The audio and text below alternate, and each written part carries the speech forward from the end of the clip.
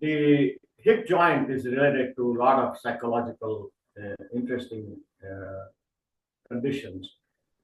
Old childhood trauma during the during our regular lifestyle, anxieties, stresses, uh, uncertainties, doubts, fears. They have a way to be stored in the hip joint. And in fact, the study has been done where the chronic hip conditions show one area of brain shrinking. This paper was in 2010 in hip and joint surgery. And after the surgery, that area became better. So there is that definite connection between emotions and hip. And there's one muscle that goes from the back of the spine, front of the spine, rather, in the way out in the belly. And it is like a huge fan. It's like a big fan like it comes from center and goes on both sides. The whole, if you look at the anatomy, it will go inside and also gathers a lot of fibers from inside the pelvis, the iliac crest or iliac area, the pelvic bone. It gathers some more muscles there and then goes into the area where it attaches to the femur, the leg bone. Therefore, this muscle is extremely powerful in order to uh, pull up the leg.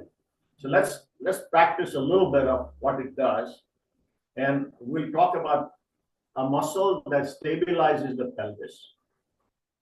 So, for example, let's put our hands on the pelvis like this. Stay focused. Both feet are on the floor, and move the pelvis sideways. Let's do that. 1, 2. Now notice that the leg which is bearing the weight is the main one feeling tight. Relax the opposite leg. Next time when you do, move sideways, lift up the heel a little bit. Now you notice that most of the weight is on the weight bearing leg, not much on the opposite leg. This time, pick up the foot a little bit. If you need to have a chair, please use the chair. Hold on it yourself. Now, when you move sideways, lift up and stay there. Now, when you do that, what happens is the pelvis, if the pelvis was, suppose you lifted this up, the pelvis is in this position, right? It's a little bit higher up this way. What muscle holds that pelvis up? The glutei here. They actually contract quite a bit. You probably notice a little bit of tightness in the back, in the buttock area. Those are the ones who actually lift up the pelvis and make it stable. Try that again and notice what is happening. Now, this is an important point because when we walk, that happens. Just walk a little bit and see what happens. The pelvis has to be supported between the steps. If the pelvis is not supported, will lurch, will go down like that. Okay, so this is the gluteal function. But what happens is glutea in the back. Now, if there was only one back muscle working, that won't be good. You have to have more than one person working in order to stabilize the entire leg and entire body. And that is the psoas muscle. The psoas muscle supports that. It also contracts and supports the whole entire. So you see this two. One, I'm showing the psoas on this side, and I'm showing the hip like that. And it does. The two together work in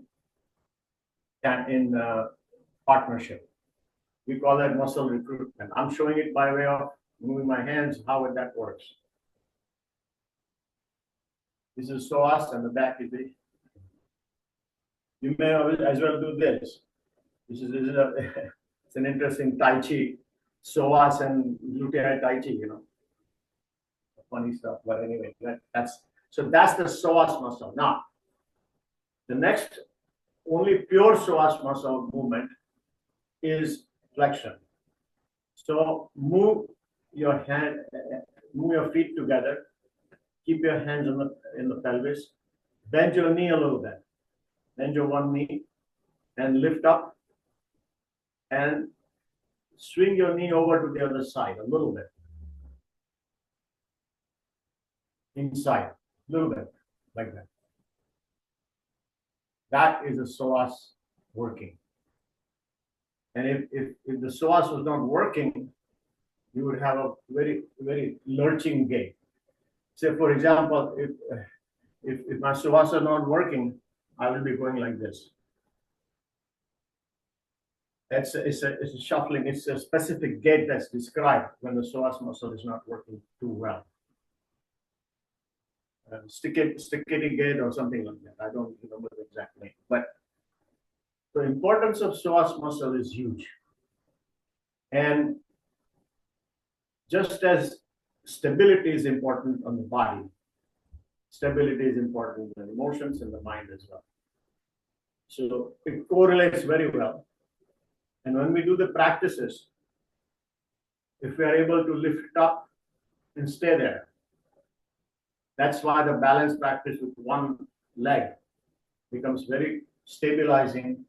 And when we do that, focus it, coordinate with your breath, and stay there and see, count to 10, 15, 20, whatever you are able to do. Start extending that number. Stay there for, they said that Bhakta Dhruva, the Dhruva did the whole penance standing on one leg for years. And then in our, literature and in our, scriptures, that's one of the penance that is being talked about. And that's where the psoas, it's all stability. Unless we are stable completely with emotions, mind is not going all over the place. The thoughts have to be completely centralized emotions. And then we can be more stable. Practice your psoas.